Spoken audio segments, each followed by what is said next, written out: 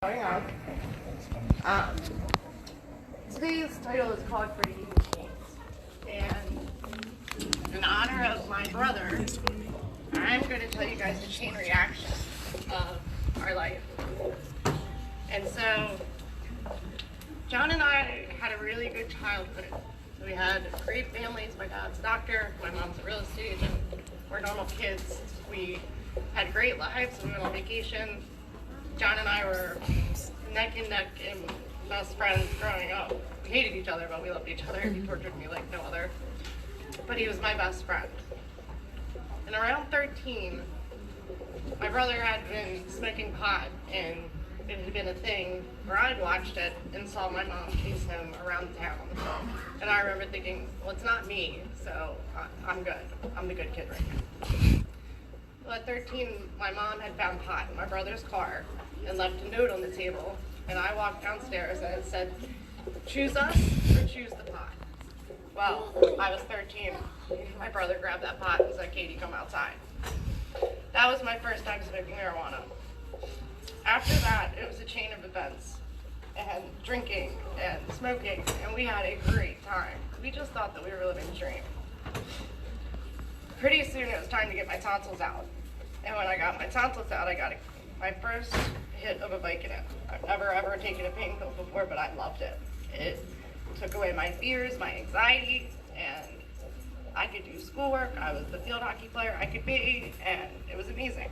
So when that prescription ran out, I realized that I liked it so much that I found somebody who could find me more. And that went on for about 10 years, and I was sick on the couch one day because I couldn't find any drugs. And my brother comes over, and my mom's standing over me, and I have the flu. And Jonathan looks over at me and he says, you don't have the flu. You know what's going on. And I didn't. I had no clue what withdrawal was. I had no clue why I was cold and shaking. But that was my first experience with withdrawal. And Jonathan knew it. So then I moved away. I moved to Colorado. I was sober for 5 years. It was wonderful. It was the best time of my life. I went through a divorce and I came back home. And when I came home to all of my friends using. Everybody was on drugs. And it wasn't Percocets or Oxycontins. It was apparently heroin. And I never knew heroin was big around this town. So I moved away again, got sober again, came back. And when I came back, I knew that my family was in trouble. Jonathan was using heroin. I remember feeling like I was on Percocet, so I couldn't die because I knew that Percocet was something that a pharmacy made. It's safe, right? It's from a pharmacy. Well, it's not safe. But I felt like Jonathan was doing the ultimate no-no. He was playing Russian roulette with a drug that was going to come in between us until the end. I remember thinking Jonathan was so smart. Jonathan was never going to lose his life due to this epidemic. Last year I came around the corner and I found somebody in John's driveway that I was not a fan of, and I knew what was going on. And I remember saying to Jonathan, is this worth it?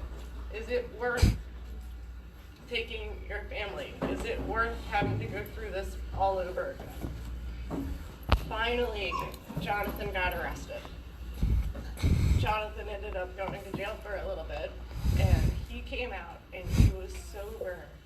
And when I say sober, he didn't even want to drink alcohol. This guy who I've been partners in crime with my entire life was now really sober and living his best life.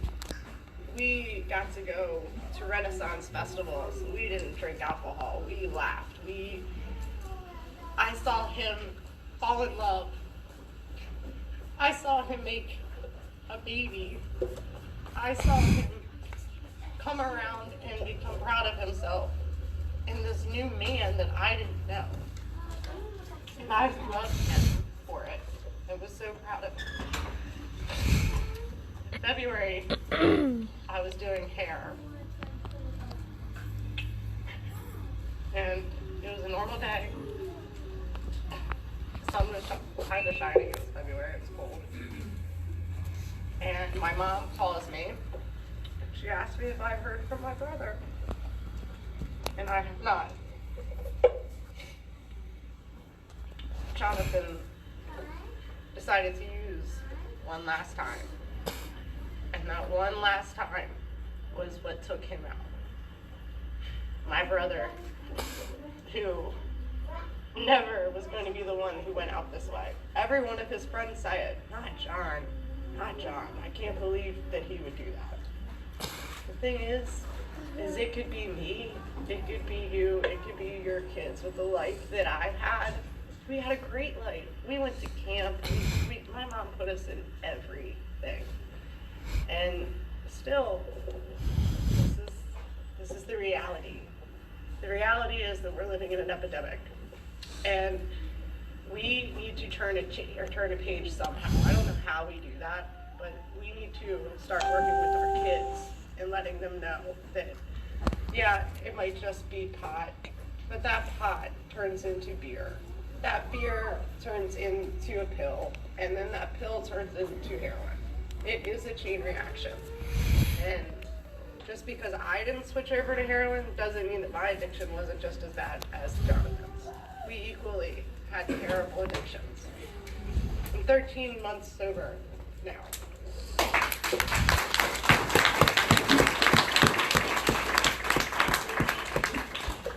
I could live the rest of my life being sober, but it doesn't bring John back. And for John, I think his legacy is that sweet little girl that's around here. And our job is to make sure that she grows up and my son grows up with us. Unfortunately, I'm going to be on him like white on rice. And it is what it is. And just because you're there and you're with your kids watching them every step of the way doesn't mean that this still can't happen to you. Rehabs are important, meetings are important, and being your rooms, that saves your life. I want to thank everybody for giving me the chance to speak today. And I know John's not here, but I was really, really proud of him. Even the way that he went out, he showed me all of my life that as long as you try and make the effort and get up and show up, that it's going to be okay. So I just give you all, leaving you with this, just get up, make the effort, show up. That's all you got to do, and then it will follow you. Thank you guys. Thank you, Katie. We're going to take just a couple minute break, and then we'll continue with our next one. Thank you all.